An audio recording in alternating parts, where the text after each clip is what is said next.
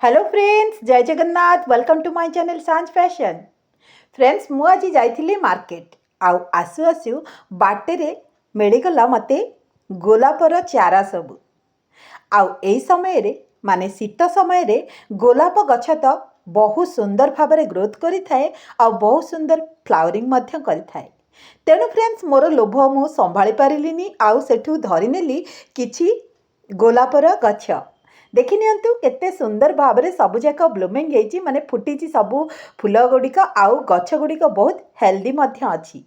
हाँ फ्रेंड्स, खास करी ए शीत दिने आमे नर्सरी गोलाप प्लांट आनी थाउ कारण शीत दिनटी हेउची सबुठु बेस्ट समय आमर गोलाप गछ को ग्रो करिबा पाई की आउ एई समय रे मध्य एहा आमको बहुत सुंदर फ्लावर देइथाय बा फूल देइथाय।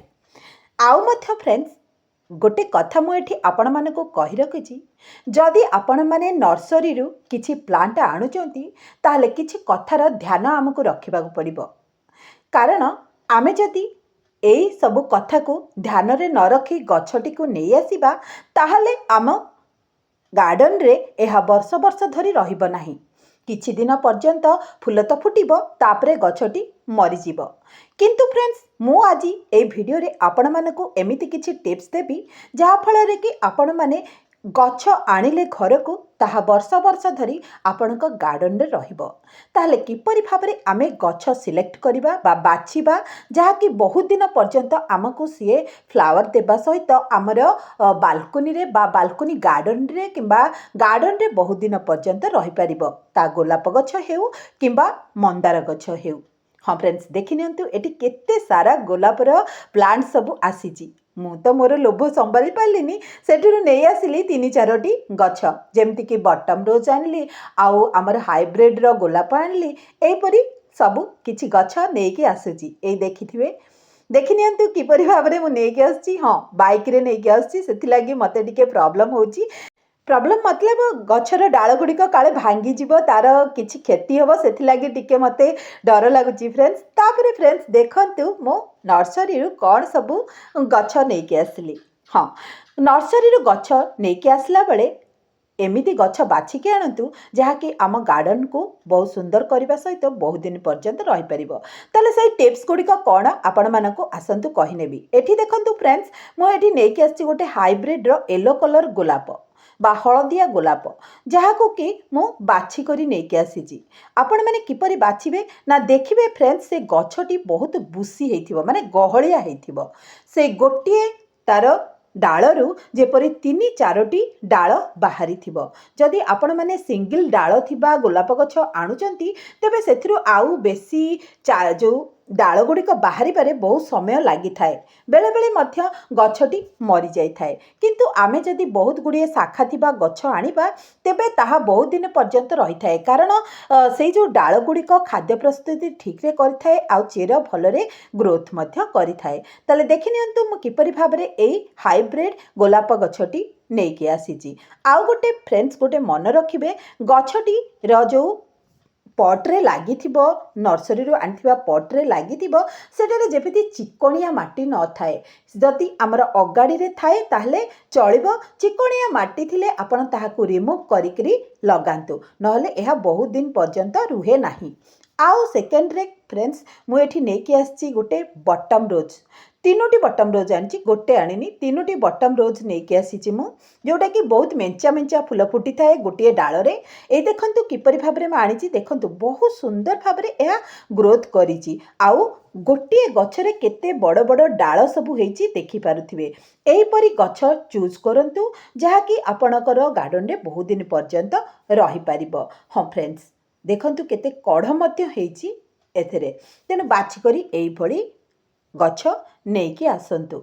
आउ मध्य फ्रेंड्स, जो पट्रे बा जो जरी रे ए गछटी लागिची आपण माने टिके ठीक रे देखि नेबे तार तळपटु जेपरी चेर न बाहरी थाए। चेर जदि बाहरी थिबा आमे 4-5 दिन आनिकी जेतेबेले घरे याकु रखी थाए ताहा टिके हार्म हेइ थाए जहा फल रे कि गछटी आमर नष्ट हो जाई थाए। तेनु फ्रेंड्स, आपण माने सदा बेले देखिके आनिबे गछटी जेपरी भल भाबरे ग्रोथ करिथिबो आउ तार मूलरू 4-5टी डाल बाहरी थिबो। तापरे फ्रेंड्स कोन हैला ना से ଥାର୍ଡ଼ରେ ଆମେ ଗଛକୁ ସାଙ୍ଗେ ସାଙ୍ଗେ ରିପୋର୍ଟ କରିବା ନାହିଁ ବା ନର୍ସରୀରୁ ଆଜି ଆଣିଲେ ଆଉ କାଲିକି ତାହାକୁ ଲଗେଇଦେଲେ ଗୋଟେ ବଡ଼ ପଟ୍ରେ ସେମିତି ଫୁଲ୍ କରିବା ନାହିଁ। କାରଣ ଏପରି କରିବା ଦ୍ୱାରା ସିଏ ଯେଉଁ ଆଟମସ୍ଫିୟରରେ ରହିଥିବ ବା ଜଳବାୟୁରେ ରହିଥିବ ତାକୁ ଆମ ଏଇଠି ଆସିକି ରହିଲା ବେଳେ ଯେଉଁ ଗାର୍ଡ଼ନରେ ତାକୁ ସେମିତି ଜଳବାୟୁର ଆବଶ୍ୟକ ପଡ଼ିଥାଏ। କିନ୍ତୁ ସେମିତି ତ ମିଳିବନି, ତାକୁ ଅଲଗା ଟିକେ ଜଳବାୟୁ ନିଶ୍ଚିତ ଆମର ଚେଞ୍ଜ ହେଇଥାଏ। ତେଣୁ ଆମେ ଯଦି ସେଇ ଗଛଟିକୁ 4-5 ଦିନ ପରେ ରିପୋର୍ଟ କରିବା ତେବେ ସେ ଆମ ଏଇ ଜଳବାୟୁ ସହିତ ଖାପ ଖାଇଯାଇଥିବ ଆଉ ସିଏ ଗ୍ରୋଥ୍ କରିବାରେ କୌଣସି ଅସୁବିଧା ହେବ ନାହିଁ। ତେଣୁ 4-5 ଦିନ ଗ୍ୟାପ୍ରେ ଆପଣମାନେ ରିପୋର୍ଟ କରିପାରିବେ ବା ସେଇ ଗଛଟିକୁ ଆଉ ଗୋଟେ ପଟ୍କୁ ସିଫ୍ଟ କରିଦେଇ ପାରିବେ। ତାହେଲେ ଦେଖି ନିଅନ୍ତୁ ଫ୍ରେଣ୍ଡସ୍ କିପରି ଭାବରେ ମୁଁ ଗଛଟି ଚୁଜ୍ କରିଛି। ଆପଣମାନେ ଏହିପରି ଭାବରେ ହିଁ ଚୁଜ୍ କରନ୍ତୁ ଗଛଟିକୁ। ତାପରେ ଫ୍ରେଣ୍ଡସ୍ ଆଉ ଗୋଟେ କଥା ଆପଣମାନଙ୍କୁ ଏଠି କହି ରଖିବି, 4-5 ଦିନ ଯେଉଁ ଆପଣ ରଖିବେ ଆପଣଙ୍କ ଗାର୍ଡ଼ନରେ ଗଛଟିକୁ ଆଣିକି ସେଥିରେ ଚେକ୍ କରିକି ପାଣି ଦେଉଥିବେ। କାରଣ ବେଳେବେଳେ ଚିକିଟା ମାଟିରେ ଆମର ଏଇ ଗୋଲାପର ପ୍ଲାଣ୍ଟଟି ଲାଗିଥାଏ, ଯାହାଫଳରେ କି ଆମେ ଯଦି ତାପରେ ପାଣି ଦେଇଥାଏ ତାହେଲେ ତାହାର ଚେର ହେଉଛି ନଷ୍ଟ ହୋଇଯାଇଥାଏ। ତେଣୁ ଆପଣମାନେ ଦେଖିକରି ଚେକ୍ କରି ଯଦି ମାଟିଟି ଶୁଖିଗଲା ତେବେ ଯାଇକି ପାଣି ଦେଇଥାନ୍ତୁ। କାରଣ ଏଇଟା ଶୀତ ଦିନ, ବେଶୀ ପାଣି ଗୋଲାପ ଗଛକୁ ଦରକାର ପଡ଼େ ନାହିଁ। ତେଣୁ ଆପଣମାନେ ଦେଖି ଚାହିଁକରି ପାଣି ଦେବେ। ଆଉ ନାଇଁ ଯଦି ଅଗାଡ଼ିରେ ଲଗେଇଛନ୍ତି ତାହେଲେ ଡେଲି ଏଥର ଟିକେ ଟିକେ ପାଣି ଦେବେ ଯଦି ଅଗାଡ଼ିରେ ସେଇ ଗଛଟି ଲାଗିକରି ଆସିଛି। ଯେମିତିକି ମୋ ଗଛ ଦେଖନ୍ତୁ ଅଗାଡ଼ିରେ ଲାଗିକି ଆସିଛି, ତେଣୁ ଏଥିରେ ମୋତେ ଡେଲି ଅଳ୍ପ ଅଳ୍ପ ପାଣି ଦେବାକୁ ପଡ଼ୁଛି। ତାହେଲେ ଏହିପରି ଭାବରେ ଆପଣମାନେ ଘରକୁ ଆଣିକରି ତା'ର କେୟାର ନିଅନ୍ତୁ। ଆଉ ଯଦି ନୂଆ ଡାଳ ସେଥିରେ ବାହାରିଛି ତାକୁ ଟିକେ ସମୟ ଦିଅନ୍ତୁ, ଗଛଟି ଯେମିତି ବଢ଼ିଯିବ ତାପରେ ରିପୋର୍ଟ କରିନିଅନ୍ତୁ।